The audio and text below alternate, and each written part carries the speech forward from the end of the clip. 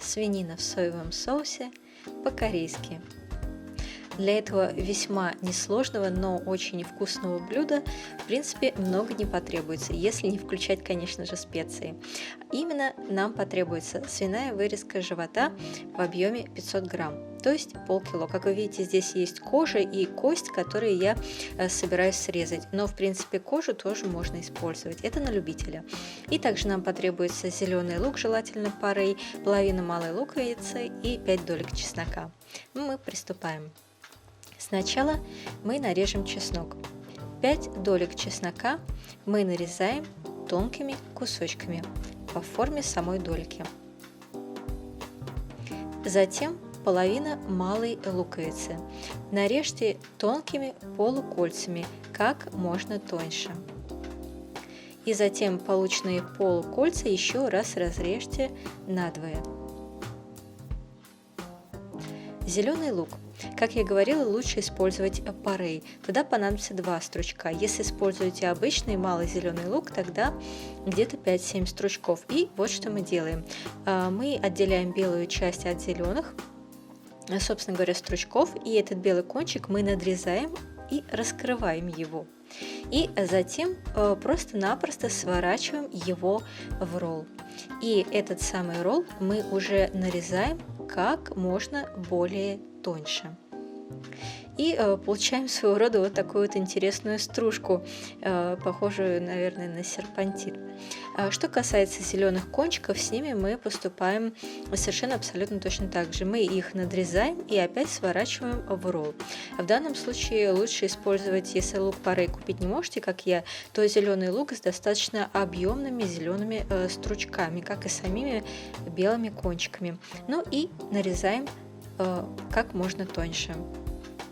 Затем нарезанный лук и зеленый лук мы кладем в холодную воду и оставляем в воде на 10 минут. Таким образом мы убираем остроту и затем кладем на сито или дуршлаг для стекания воды.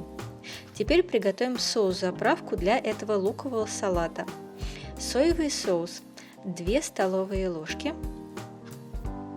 затем сахар 1,5 столовой ложки. Молотый красный перец 1 столовая ложка, кунжутные семена также 1 столовая ложка и кунжутное масло в объеме 1 столовой ложки. И добавляем уксус 1,5 столовой ложки, я использую яблочный уксус. Все это мы хорошо перемешиваем и отставляем в сторону для того, чтобы соус настоялся.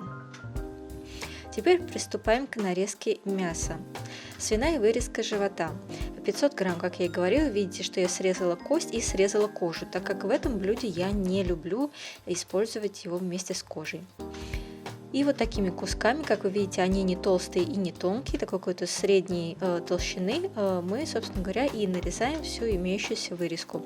Как я и говорила, если вы хотите и любите свиную кожу, то используйте вместе с ней. Теперь нам потребуется картофельный или же кукурузный крахмал, где-то около 5-7 столовых ложек.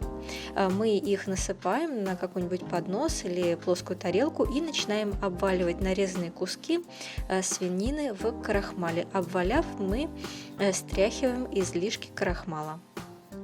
Ну и, собственно говоря, мы так поступаем со всеми кусочками. Для чего мы это делаем? Поверьте мне, что если мы этого не сделаем, то вкус этого блюда будет совершенно абсолютно другой, а так будет такой более жевательный эффект у этого блюда. Ну и можно приступать, собственно говоря, к жарке. Нагреваем на сковороде растительное масло, 1 столовой ложки будет достаточно. И как только масло нагрелось, мы вот таким вот образом выкладываем каждый из кусочков.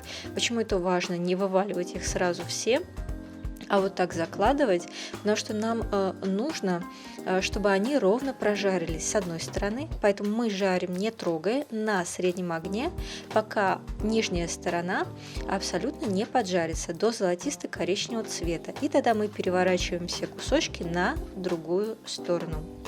Это займет, конечно же, время, кажется кропотливо, но все это, поверьте мне, того стоит. И опять жарим, не трогая, на среднем огне. Когда у нас вторая сторона также поджарилась до золотисто-коричневого цвета, мы добавляем прежде нарезанный чеснок. Теперь уже мы жарим блюдо на среднем огне, но помешивая. И до того момента, когда чеснок у нас позолотится, то есть не станет такого светло-золотистого оттенка, тогда время добавлять специи. Добавляем соевый соус в объеме 2 столовых ложек. И все это хорошо перемешиваем, для того, чтобы все куски свинины покрылись соевым соусом. И затем добавляем сахар в объеме 1 столовой ложки и сироп или сахар или мед 1 столовую ложку, что у вас есть. Вообще все эти сладкие элементы можно заменить экстрактом сливы, который называется по-корейски меселек. И все это мы жарим, помешивая. И добавляем немного черного молотого перца по вкусу. Все это мы хорошо перемешиваем, жарим по сырой буквально 1-2 минуты и, собственно говоря, блюдо готово. Что касается салата, то его лучше заправлять прямо перед подачей блюда, когда основная часть блюда, то есть свинина, уже готова. Тогда мы берем лук и зеленый лук и заправляем нашим соусом заправкой. Все хорошо перемешиваем и подаем к столу вместе с мясом. Очень красиво это смотрится вместе на одной тарелке. То есть вообще этот салат и сам вариант обжарки свинины, они идеально сочетаются друг с другом и идут вместе. Не забудьте щепотку кунжутных семян сверху на салат.